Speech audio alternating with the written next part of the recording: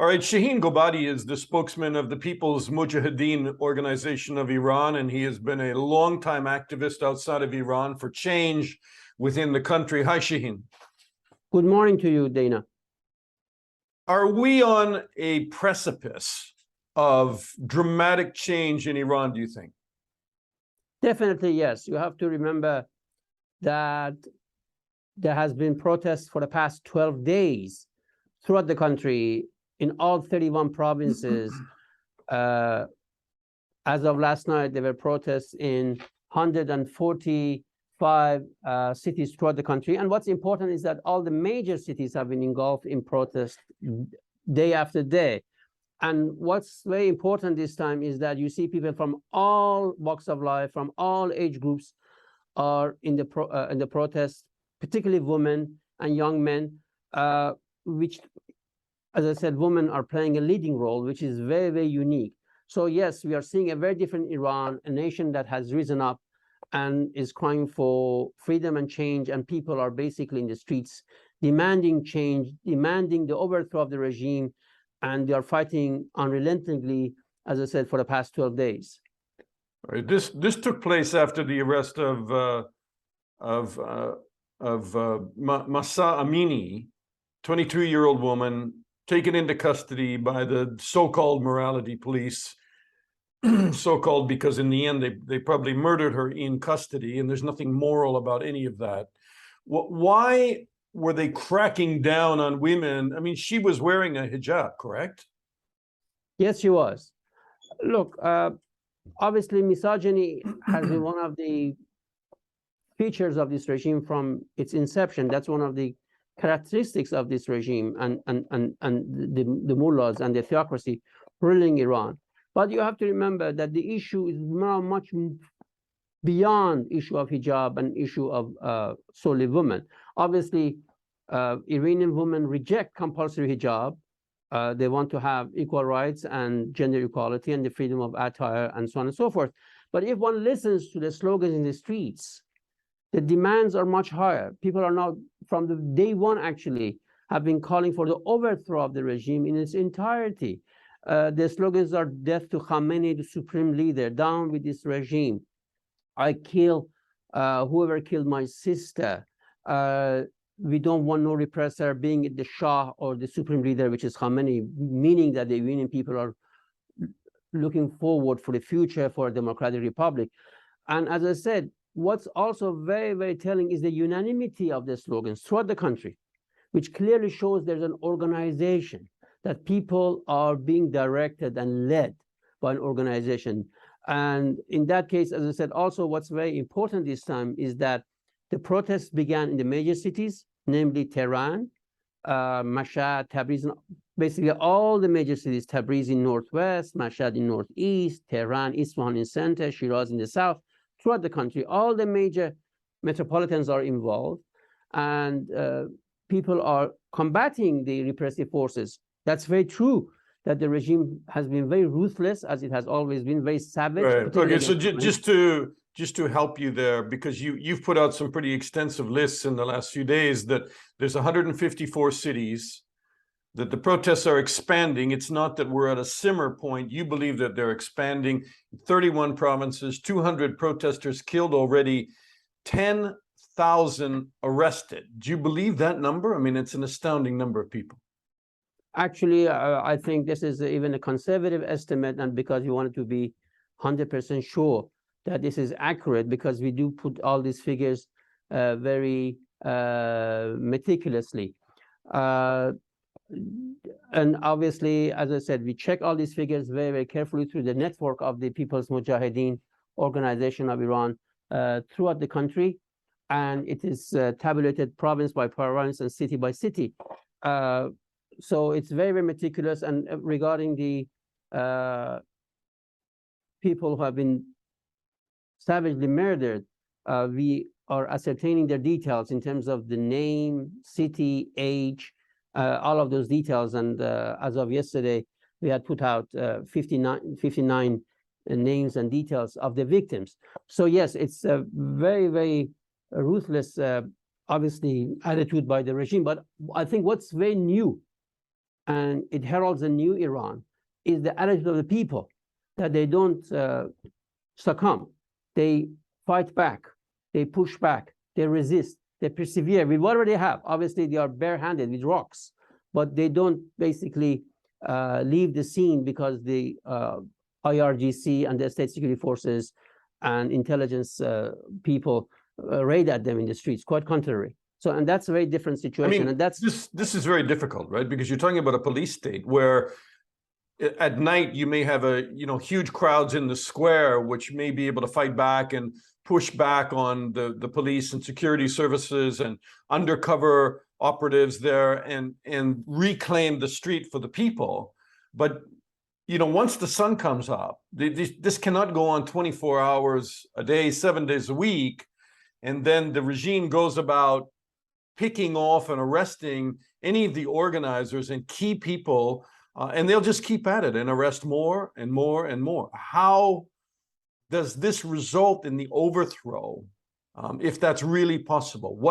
What turns this into permanent change? Well, I think, first of all, what turns into permanent change stems from the fact of what happened. You see, all of a sudden, Iran was erupted. It was not something overnight. It was a culmination of the several factors. First of all, the regime's misguided policies, people's hatred and loathe for the regime, and their deprivation of their most basic rights. At the same time, because there's an organized resistance, which for the past number of years, it has organized itself in the form of resistance units, which are the People's Mujahideen of Iran affiliated resistance units throughout the country. And what makes them very unique is that they are part of the society. They are integrated in the society. They are basically ordinary people that you cannot discern them, in your day-to-day affairs. And they are the ones who have been leading, organizing, and directing these protests to a great extent throughout the past almost 2 weeks. And they have been doing this for the past, as I said, number of years.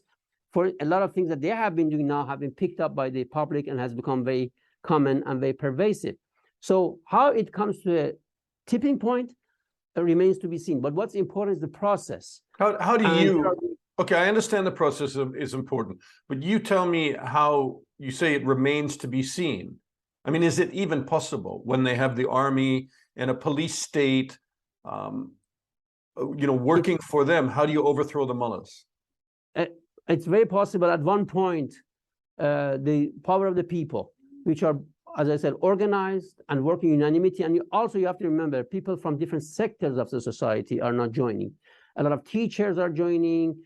People from different vocations are joining. So at one point, the momentum becomes so big that it overwhelms the regime. If, for instance, we had this discussion 3-4 weeks ago, who could have thought that there would be protests in Iran like this in this magnitude for 12 days, despite this repressive situation? And one has to remember that this is not the first time that the Iranian people have risen up. We had this in 2018, we had this in 2019. So what it means is a nation that, despite heavy crackdown, in the past 40 years, this regime has executed 120,000 dissidents, more than 100,000 of them from the People's Mujahideen Organization of Iran. But you see, despite the fact that they kill so many people, new people join, and the momentum is growing. So it's quite obvious that the regime is in defensive. It's a total strategic impasse, no way in and no way out. But just mere crackdown, everybody realizes it's not a long-term strategy, particularly when the people are so fed up, so frustrated, and very young people. And as you know, especially when middle class comes into the uprisings in big numbers, particularly in a country like Iran, historically, that's when the momentum starts to shift. So we have all the elements for change there. A population which is totally frustrated, willing to take the risk, courageously coming, defying, and the regime which has no solution to any of the people's problems. So obviously, this is a very, very crucial moment for the history of Iran. It heralds a new Iran. And the big question here is, what should the international community do? Yeah, and I want to ask you about that, because largely the US was silent in 2009 when there were similar protests in the street, and they decided that they would allow the people in Iran to bring about change. That if the U.S. pressured from the outside, that the mullahs would say, "Oh, it was a CIA uprising. It wasn't a real people's uprising." This time, the U.S. President Biden.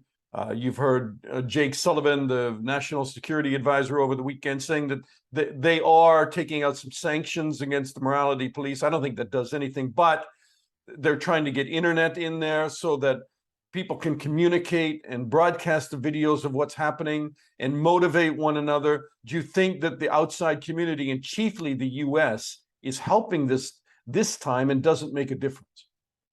First of all, the difference between 2009 and 2022 is totally uncomparable. I mean, two different worlds. The Iranian people's attitude, the regime's weakness, they're totally different. People's, as I said, targeting the regime in its entirety. One thing else is you have to remember, there's no this whole gambit of reformers or reforming the system and so on and so forth. People have rejected the regime at whole sum. As I said, from the first day, their slogans were political, targeting the regimes as pinnacle. So people have passed this regime, they have rejected it, and it's quite evident. Otherwise, you would not see these brave scenes every night, and a lot of times during the day. But so far as the international community is concerned, I think first and foremost, for them, they have to recognize, and to say that they recognize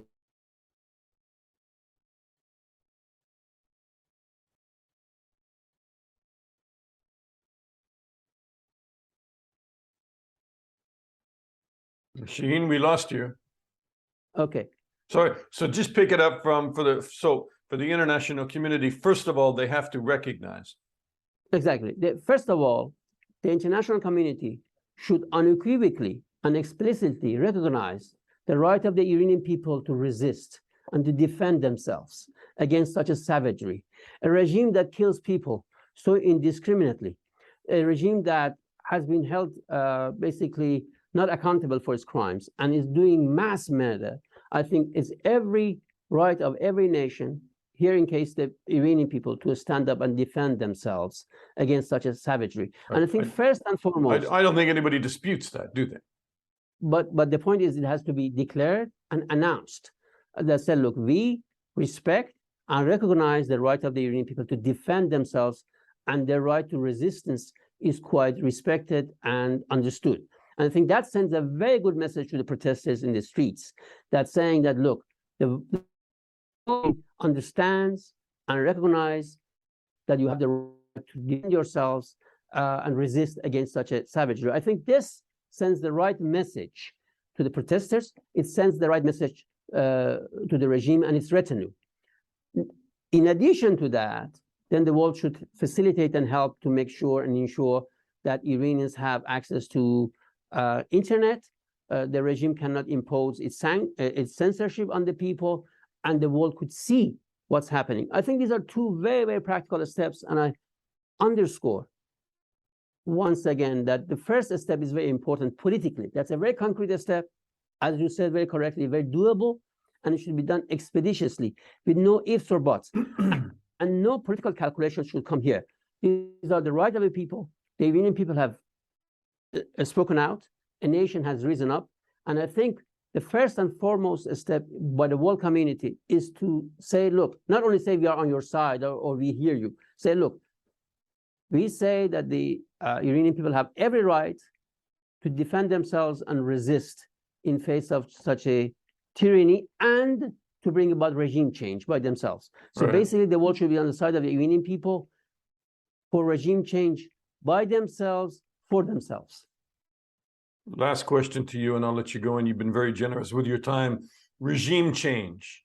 Does this just burn in the street for a couple of more weeks and everything return to normal again? Or do you think that the regime will be unable to push a reset button and control the people of Iran as they were trying to do before? Basically, whatever happens, we are not going to go back to a status quo ante. That's over. We are talking about a new Iran, a very different Iran.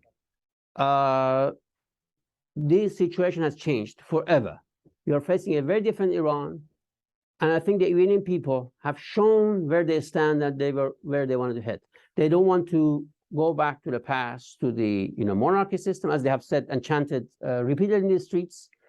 And obviously, they have rejected the theocratic rule at wholesome. Iranian people are looking forward for a future democratic Iranian republic. And as I said, it's a time that the international community explicitly and unequivocally stand on their side and say they recognize the right to defend and to resist and to bring about a regime change by themselves. I think the history is being made before our eyes. And as I said, this is not this hasn't happened by just mere coincidence. This is a culmination of a long process. Iranian people have been resisting this regime for the past 40 years. Now things have reached a crescendo. Shahin Gobadi, always good to talk to you. Thank you so much. Thank you, Dana. Thank you.